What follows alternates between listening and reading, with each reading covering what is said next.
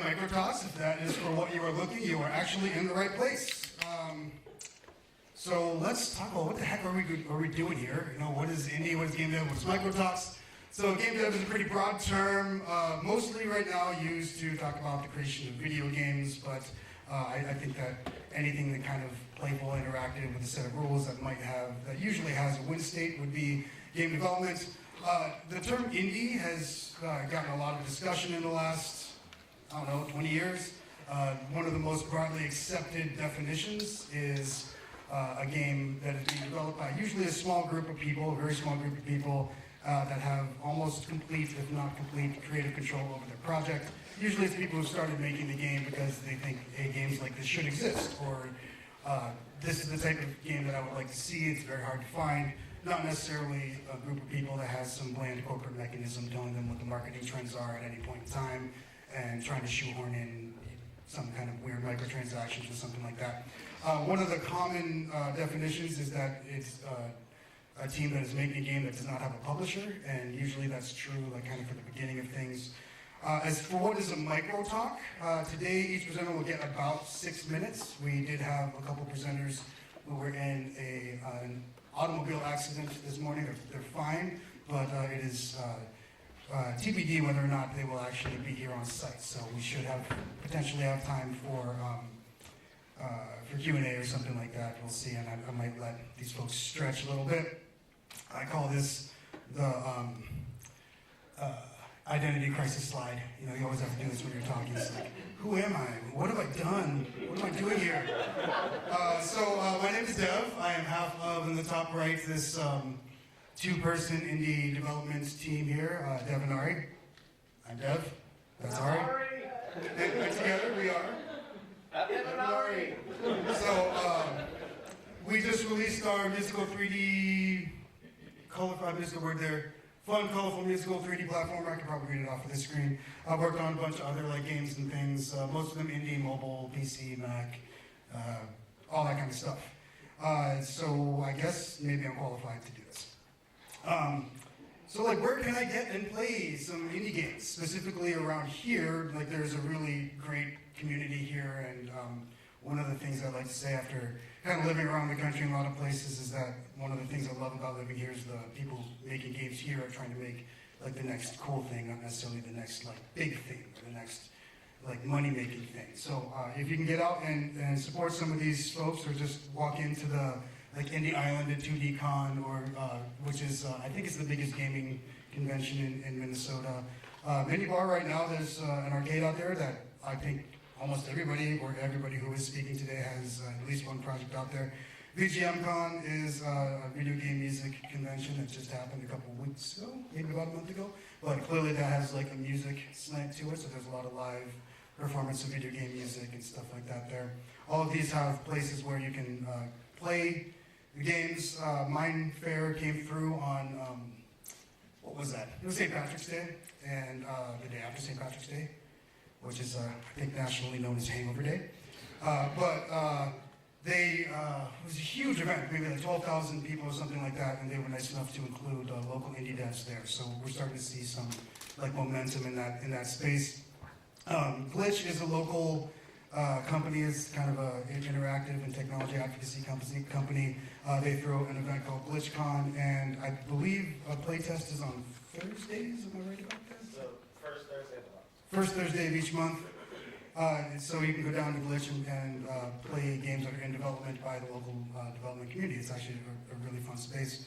The International Game Developers Association, I can say that, of the Twin Cities is a great place to go the second Wednesday of each month. The Minnesota Virtual Reality Human-Computer Interaction, MNVRHCI. Almost as easy to say, just rolls right off your tongue like the multi-mini monkey indie game. And the TEDx Minneapolis usually has some kind of innovation labs, which is usually has some of the local talents shown there. So who are the people talking here today? I'm Dev, I'm your MC. We've got Sammy from the Sati Brothers, who's going to be talking about difficulty in games, Chris from Thought Shelter, Steven, maybe Nick and Abel will be here depending on their ride situation, and Marty and Zach. So before we get into it, I've got something to kind of introduce each of these folks. Sammy's going to talk about difficulty in games. He is a programmer and a brother at the Sati brothers. So, in the far left blurred out there is Eric Sati. They're currently working on Astro Gunners, which they're making in Game Maker. And what you may not know about Sammy is that he's actually a very accomplished jazz flautist. And the Sati brothers are also a very famous jazz duo, and their new album, Clouds and Powder, will be available soon. So, without further ado, None of that was, never mind. here's Sammy.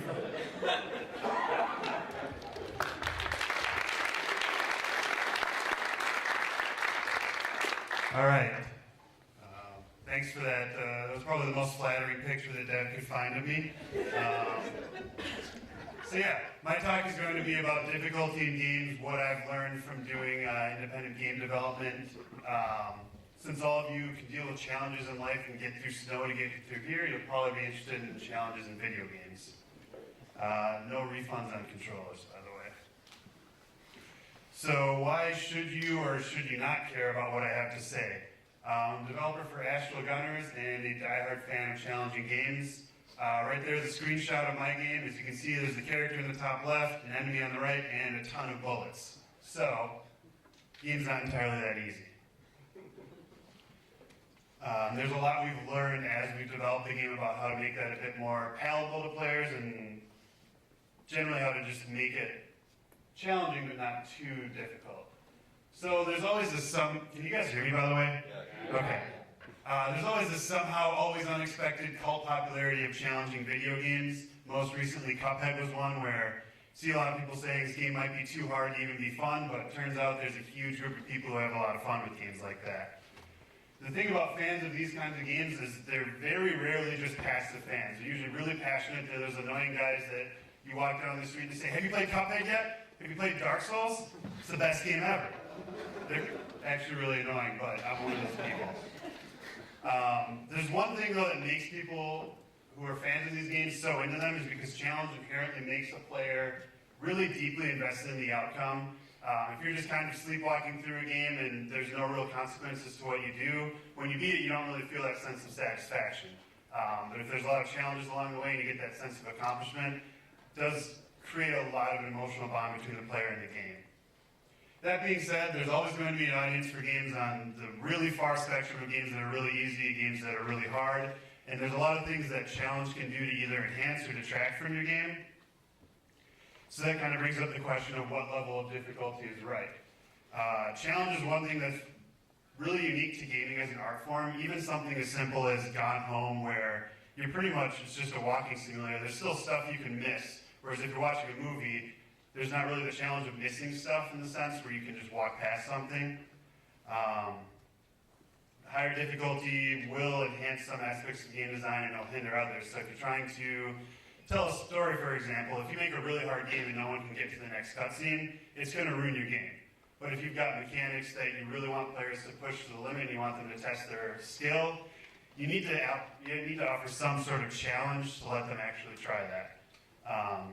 And player death isn't the only way to incorporate challenge. There's a lot of interesting and unique ways that I've seen games incorporate challenge without making you have to die a lot or just kind of bash your head against a brick wall. One of those things that we learned with our game was it's a high-scoring 2D shoot-'em-up. So when you have players try and play for a high score, that creates new opportunities for challenge, where it's just trying to play to survive. It's its own unique challenge, but trying to play and get a high score is something entirely different in itself. And one of my favorite examples of that was Kirby's Epic Yarn. Has anyone played that before? That game's pretty easy. You literally can't die. Except, as you play through the game, you can pick up these gems, and if you get enough gems, you get a medal at the end of the level. If you get hit, you lose your gems. So if you're playing for that goal to get all of the gems, the game becomes really challenging, actually. That's something Nintendo's done really well lately. I think they're a good example to look at. They have good examples of how to make a game really simple and fun, and you can beat it if you're bad at games, or if you're really good at games, you can really push your skills to the test. Some of the most satisfying types of challenges are those that are player imposed, which is, if you look at the speedrunning community or anything like that, there's a lot of people who try and take games with that opportunity to showcase your skill and create whole new challenges just for themselves. And there's this difference between fair and unfair. Has anyone ever played I Want to Be the Guy? I'm surprised. This one of these really early independent games where nothing's telegraphed, you never know what's going to happen, you'll die about 5,000 times before you beat the game if you can even make it there. It was kind of a joke from what I understood. There's a lot of memes in the game, and it's just trying to be the hardest game possible. But one thing that I've learned from developing my game is that telegraphing is incredibly important.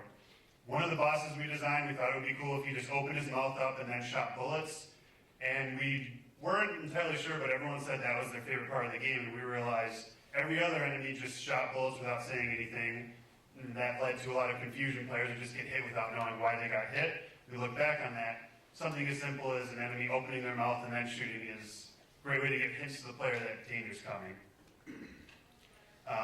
Pacing is everything. If you make your game really hard right from the start, no one's really going to want to stay there to even try and test their challenge, or test their skills. And at the end of the day, what is the goal of your game? If you have a story-based game or something that is trying to evoke certain emotions, you might not need to make it incredibly difficult. But if you've got a lot of mechanics, you've got a fighting game, a shoot 'em up, a platformer, giving players the opportunity to showcase or to test their skills is really important. And that's all I got.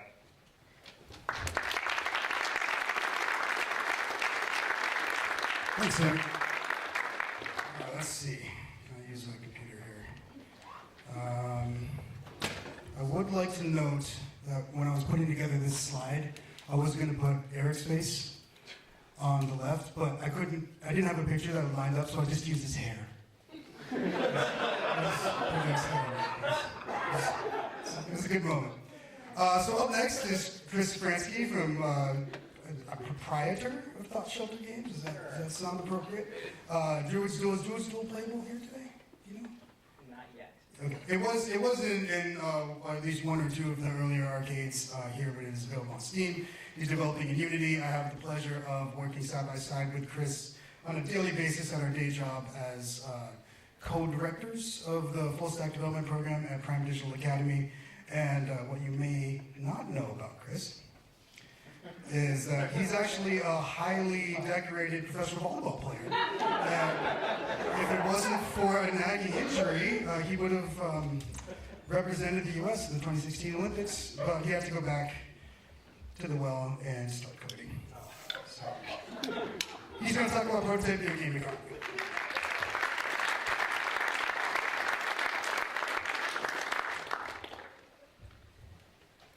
Good morning. How are you doing? Yeah. Thank you, Deb. I had no idea what you were going to show. I was just like, oh my God, what did he find?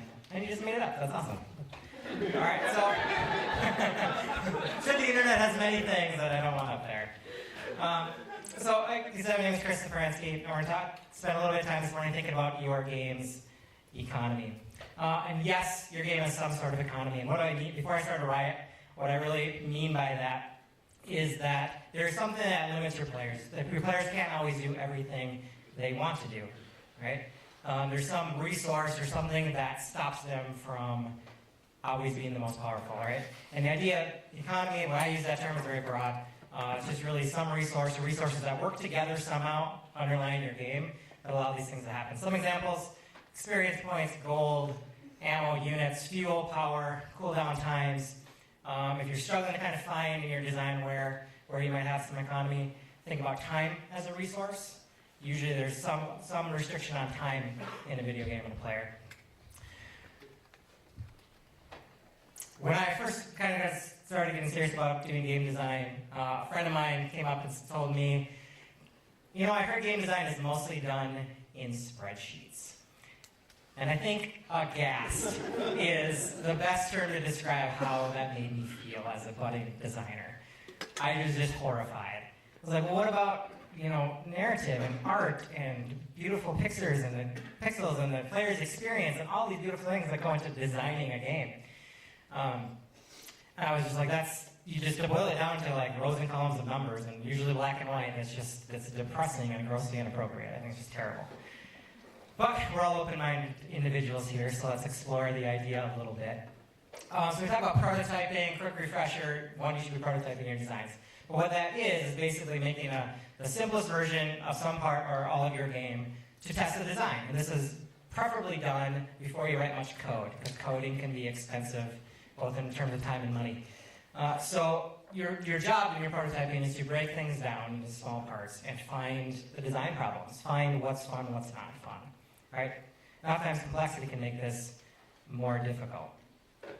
I prototyped Druid's Duel extensively. I did paper prototyping. I did like a simplified lo-fi kind of version. And then I kind of did the final production code of it. And while it was super useful, when I'm moving on to more complex projects, I found that I was actually prototyping a lot of things at the same time, the whole game at the same time. So what I found was I was prototyping mechanics and some version of an economy all at the same time. And kind of differentiate the two. Mechanics, usually in video game design, mechanics is like something physical the player does or player character does, like jumping, throwing a rope to a tree and swinging. Like these are things the character does. And there's a visual component usually, and it's hard to prototype this. Think about prototyping Mario jumping in paper. Like how would you get the feel right of how far he's jumping, how he floats in the air? It's just a very difficult thing to do. And usually some code has to be written for that. Some economy or resources in your game sometimes underlie what's available, what mechanics are available. And it's hard to break those apart and test those without building all of the things to see how they all interact. Okay? So some example of an economy. So a game I'm working on currently is kind of a mashup of two much more complex like genres blended together, and part of which is like a city building kind of aspect. If you think about like SimCity or some model of a city, even a game version, an abstract kind of version, is there's a lot going on in a city, right? There's people and places and things and roads and communication technology and all kinds of other stuff going on, right? So how do you break this down into things that are going on? Do I actually have to build out all the city features and like be able to click on things and see how these abstract systems are working together? I found it very difficult to approach some version of a city builder, like even a paper prototype. But how do I stop like iterating on ideas and break it down and just start moving forward? Especially because a lot of things are going to happen in the background. I found one of the simplest lessons I've learned in this process is just put numbers on things. Take if you have a bunch of abstract ideas and systems and resources that are working together, just stop drilling down into them and put numbers on things. Numbers make things concrete. If you're dealing with communications, whatever that means in like my design, give it the number 4. Okay? It's no longer an abstract thing that can have sub-things. It's just a number. It's a discrete thing. You can run calculations on it. You can try to ask questions about it. What is 4? Is it a rate? Is that rate per second? Is it per turn? Is there a range? Is it from 0 to 10? And 4 is just kind of lower half. You know, when does it get updated? How does it interact with these other numbers you just put together? Because ultimately, they're going to be numbers in your game. So I found that immensely helpful. And if there was only a tool that could deal with numbers and calculations and help you put them together with some even simpler advanced logic, including charts and graphs, that would be fantastic. And it turns out there is. It's called a spreadsheet. And it's been super helpful. It's kind of a mock-up of what I've been doing for the design. So some other tools you could consider. So spreadsheets have been immensely helpful in that. Machinations is a really cool idea. If you have time, check it out. Essentially, it's an interactive diagram where essentially you're building the flow of resources and numbers through your game with very little code and certainly no, very easily changeable. It looks pretty cool. I haven't been able to check it out. It's only in beta. But that's what I have to say. So thank you very much.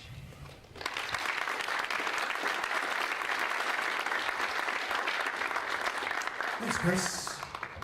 Okay, who's next? This is becoming a deep discovery for me as well.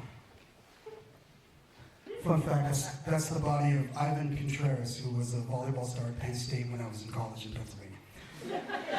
So up next, yes, it's going to be Stephen McGregor, who is newly at Pixelates, has been with Escape Industries, I want to say, from the beginning. Yes. Yes. Has been working in Fingens, definitely in Unity. He's also one of the podcasters at Nice Games Club, so nicegames.club.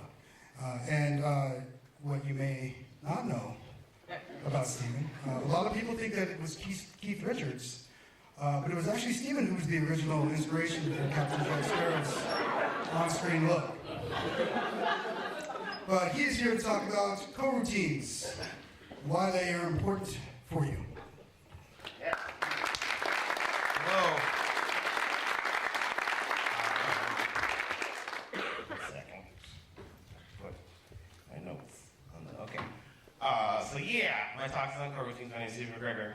As Dev introduced, I was the inspiration to Jack Sparrow, but but also I've been working on a game for, oh goodness, it's almost going on 4 years now.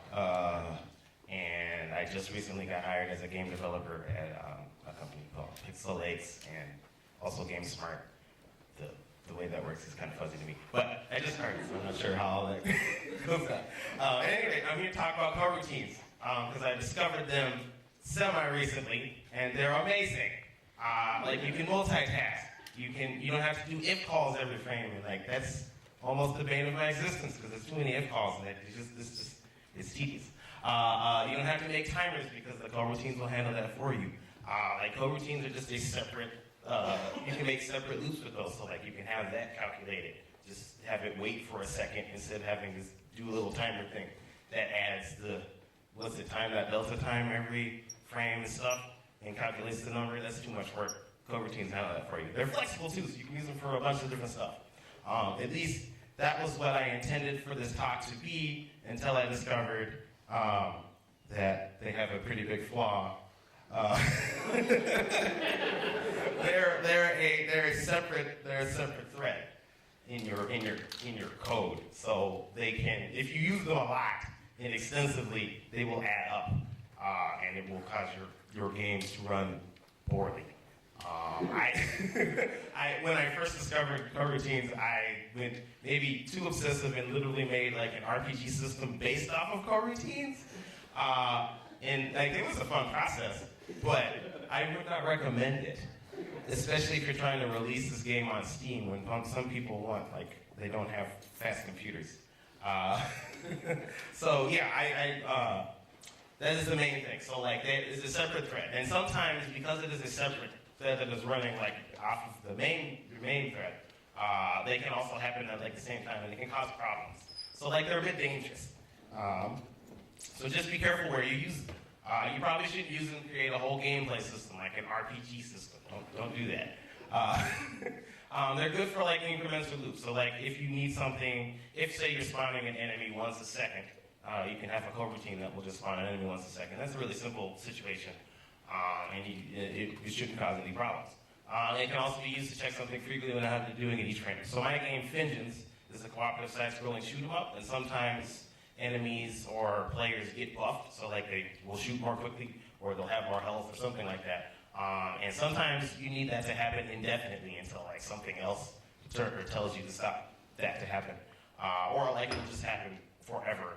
And it was really taxing to have the buff create or put onto the character every frame. So what we did is we started using coroutines and loops and stuff, and that made it a lot easier for us to handle. So things like that are good to have. So it's useful to stop and start things at a certain period of time as well. You should also consider using events instead of coroutines for your calls, because sometimes you just need to know if something has landed on the ground. You don't need to check every half a second to determine if something has landed on the ground or not. And don't rely on coroutines for important gameplay features. The game, I don't know if I should be telling you this because I just started at this company, but the game I was working on, it has a lot of invoke calls and things that are also on separate threads, and sometimes things will happen at the same time that shouldn't happen at the same time, and it's not good. So don't do that. Very obscure warning, just don't, I guess, do.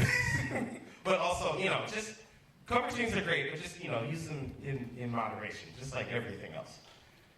Just like alcohol. Anyway, thanks for listening. My name is Stephen McGregor. You can find me on Twitter. I'm in the podcast, Nice Games Club. And you can also email me questions that you have about my game or coroutines or Nice Games Club or how my job is doing or if you're busy or you want to hang out, I don't know. Whatever. That's it.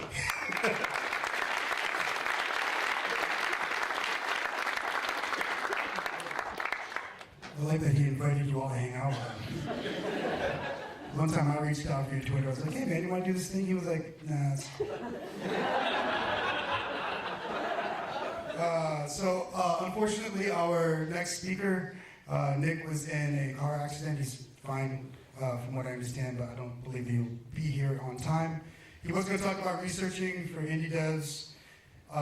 He is a senior programs director at Glitch here and an EdSci PhD student at the UMN.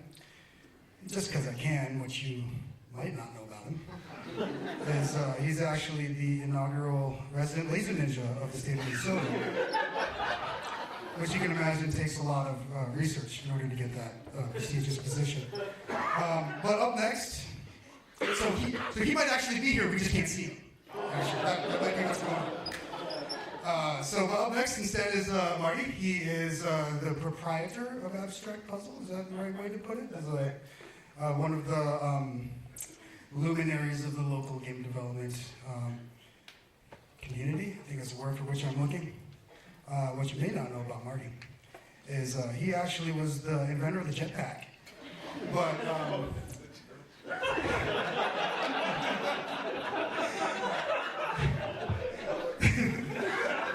that was the prototype, the Turtle Dragon. But like a good developer, he thought that the design should be open source, so he didn't make any of that sweet military money. And instead, he had to go back to being a code monkey. And he's here to talk about the VR work for Super Bowl that he did, which we might have to bring over to the other screen because we are not mirroring anymore. Let me get that set up for you folks.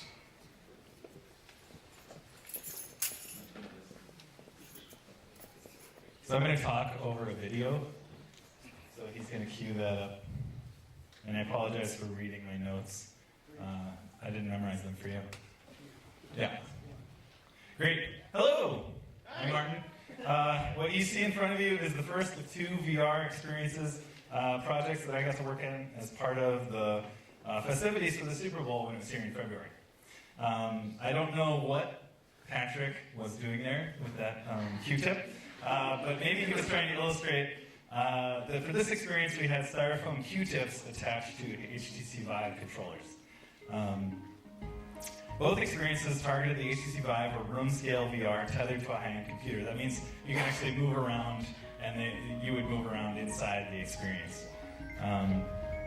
This one was for the Be The Match, which is an organization that helps find bone marrow donors. This was less a game and more of an interactive narrative experience. As you can see, the player was prompted to find a match for a patient. We had something like 5 or 6 patient cards in the experience, and you would get one randomly selected each time you played. Both these projects were through a company I've worked for a bunch in the past called Visual, led by a former coworker of mine and longtime friend, Chuck Olson, who I believe was in this room last year talking about VR. And then, that was kind of the first part of that same, this is the same experience. So now you're prompted to scan people. And the only complaint that I heard about this project, actually, and the only thing I would have changed if we could have, was that this part goes on too long. And so you can see I'm fast forwarding through it. This was actually a minute long, and you're scanning these people for a minute, and a lot of people would say, like, am I ever going to find someone? Well, yeah, as soon as the minute was over, the next one you scanned would be the match.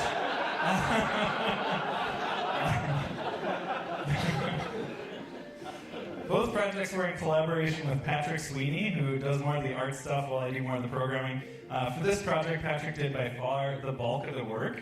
For the other project, I did more. Generally, though, Patrick lays out the scenes, and I handle most of the programming and all the interaction stuff, the VR stuff. Be The Match had a booth on Nicollet Mall as part of the Super Bowl Live. This was something you could just walk up to and do for the week before the Super Bowl. My daughter actually did it 3 times, each time exclaiming loudly, "My dad made this." So this is the second one for an organization called Midwest Dairy. as part of their Fuel Up to Play 60 booth at the Super Bowl Experience, which was in the convention center.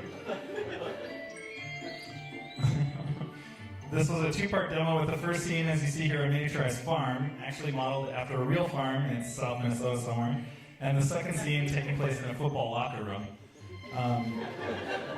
The goal of this experience was to gather these coins. Originally, the goal had been to gather food, like little healthy foods, but everything in the project had to be approved by the NFL, and they said no food in the locker room. So then it became coins. As you can see, you can take the roofs off the buildings.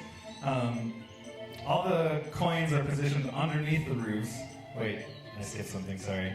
All these detailed models in the farm are mostly made by another local collaborator, David Roberts, who made most of the environment and all the models in the locker room scene. The rest of the environment and all the models in this scene were basically purchased from the Unity Asset Store. Both projects were made in Unity, a game engine that's heavily used for VR projects, and actually drives a large percentage of game development of all kinds on all platforms. In the farm scene, all the coins are positioned under the roofs of the buildings, but here we got a lot of creative control. So we would leave some out for you to find, but then a bunch were kind of puzzles, like you had to do something before they would appear, like throwing the football into that room, or into that locker room. One fun bug I had actually while working on this project was that football spawner initially spawned the footballs into the wrong scene, and so when the experience reset, they would still be there. So we ended up it was only a day or so that existed, but we would end up with the floor just littered with footballs. Also, there's still some bugs. Both of these projects were completed during the same 2-month period leading up to the week before the Super Bowl. As you can imagine, this was a fairly tight turnaround, especially given the holidays in that period. So I was proud to have been a part of them. Thanks. Thank you, Mark. If I know how to minimize the window. Oh, I guess we can actually close that now. So again, our next speaker, I would like to take a ride in the Turtle Dragon sometime. It was relatively safe. Very well designed for 1983 also, by the way. So our next speaker, Ava, also was is unable to be with us today, but she is the executive director and co-founder of Glitch, interaction designer and game developer. And what you may not know about her is she's also a master Sherpa. Has led over 50 Himalayan expeditions. But up next, we've got question from Zach Johnson, who's going to force an AV change on us. But yeah, I know, it's exciting, right? So also known as Zachstronaut, and his company Space Mace is currently working on Juggernauts. So you might see a bit of a science fiction going out away from the Earth theme there. But what you may not know about Zach is that he actually was the first person to ever explore the Mariana Trench. This was hundreds of years ago when we first invented diving technology. And as a result, you know, how do you do that? It's because he's also a vampire. Here goes that.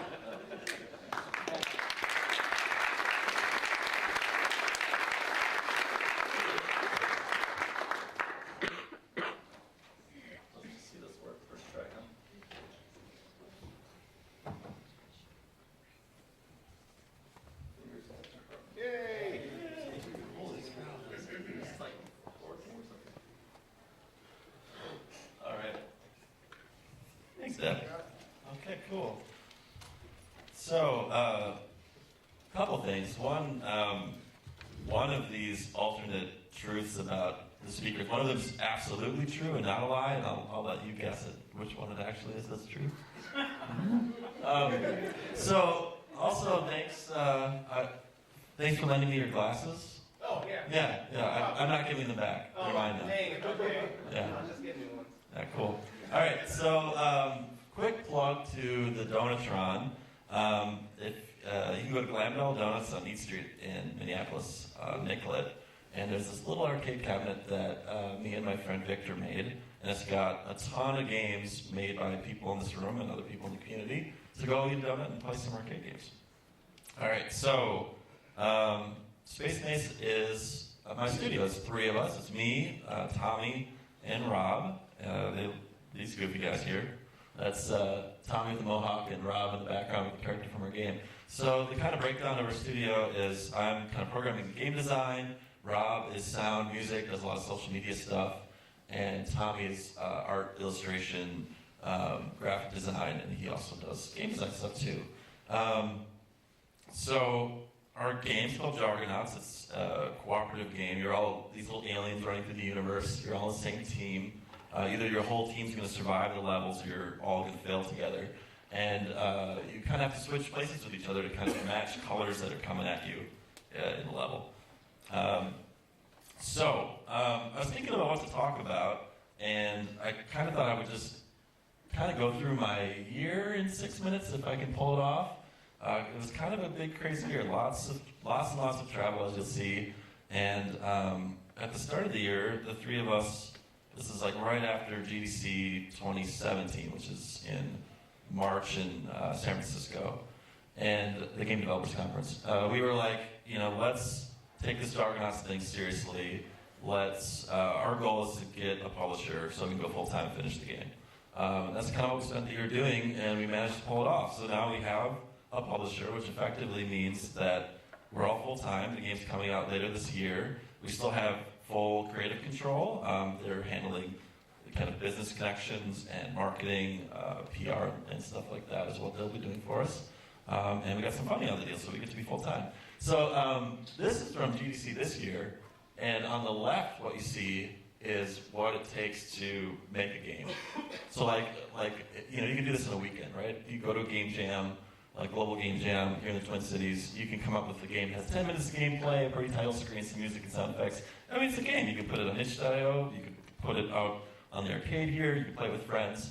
All that stuff on the right with the tiny type, that really long list, that's what you need to do to release a game commercially. And it's a really long, brutal list that's probably missing some things, and it's kind of what our year's been about. We did very little new dev on the game for a year because we were so focused on this stuff and the business side and getting a publisher. All right, so I'm gonna just kind of jump into chronologically my year. So it started out after GDC. I went to Maze in Berlin, which is an art and video games festival. It is amazing. I'm gonna play this little clip here to give you a sense of how insane this festival is, if I can find my pointer. So this is the opening ceremony for Amaze Berlin. You can see they have fire jets, and the dude is up there giving the opening speak. I was just like, where am I? What is this place? Some highlight of the games. I wanted to point out a bunch of weird games I saw this year because I don't know all of you, and I imagine some of you have a Nintendo back home or an Xbox or something, and you see the major commercial releases. And there's this whole underbelly of games that are really bizarre, and I wanted to share some of them.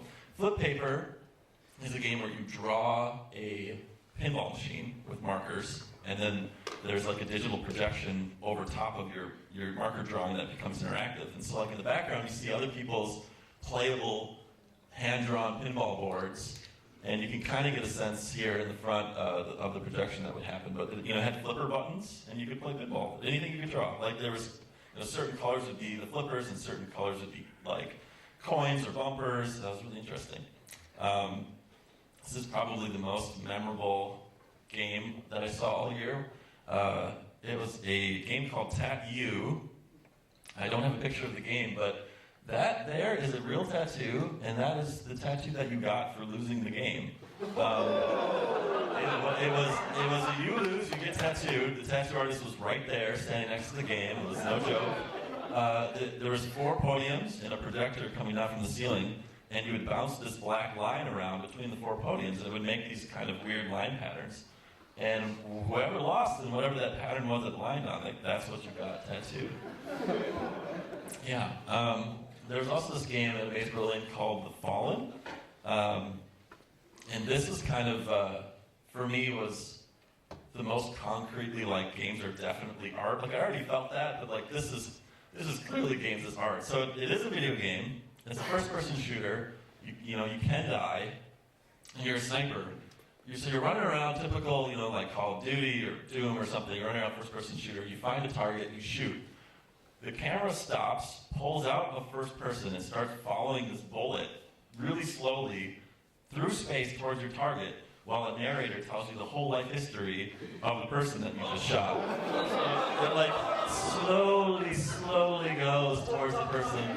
Narrated, like beautiful narration, like there's a speaker tells you, Sergey, he's got his wife back home right now with little Jimmy and Sue, and he's only in the dumb war because blah blah blah, and then boom, and they're dead, and then it goes back into first person mode, and you can find another target, and it's like, so it's a game because you absolutely can lose, you can get shot and die. And it's also a game because, like, if you want to hear all these stories about all these people, you have to be like kind of good at a first-person shooter, and it's just really messed up, right?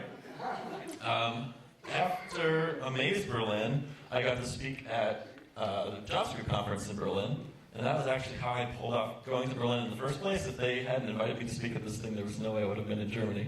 JSConf is a big JavaScript conference. Happens like every continent, really, and this is the European one. I was there talking about a project called NestVector, which is a collaboration with my friend Andy. It's the original NES. This dude here, Andy, who lives in New York, my friend, he hacked a board onto the NES that puts in dual port RAM. So basically the Nintendo had 2,000 bytes of RAM. This board lets two computers read write to that RAM simultaneously. So like all the actual CPU RAM of the Nintendo becomes addressable for outside computers. And so I made a little app that kind of gamifies the RAM for different games and lets you do really, I think this is a video, lets you do really, really weird things.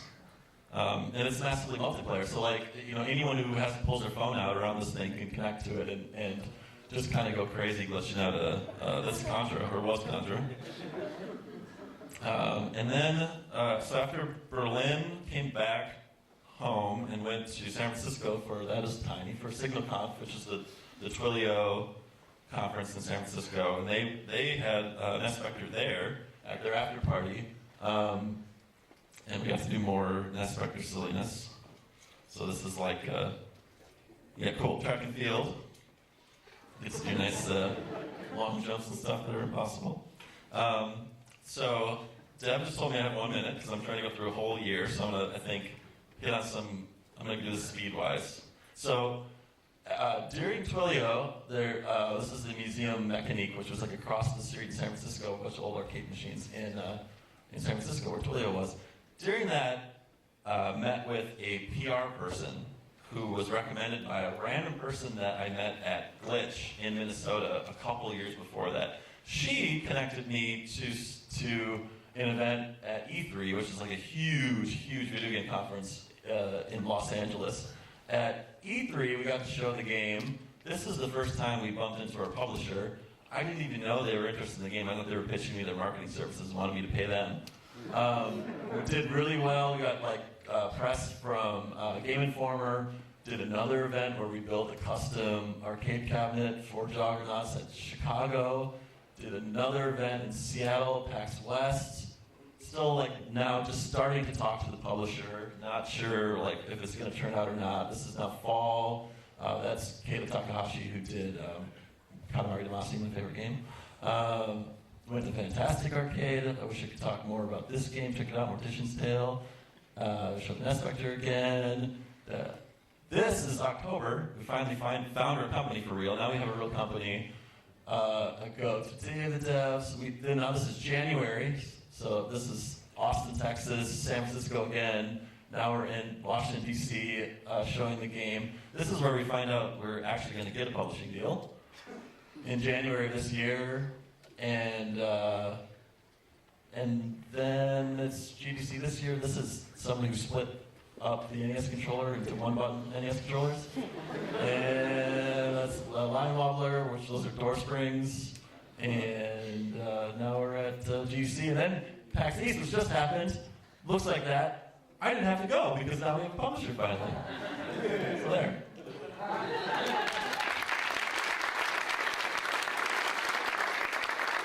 Thank you. I think we're like right at time, but if someone would indulge us, all the developers in the room, could you please join me up here? So like, Zach, I don't actually want you to go away. I mean, I kind of do. But, come on. We need something to like power stage. Come on, hurry up. We don't have to live.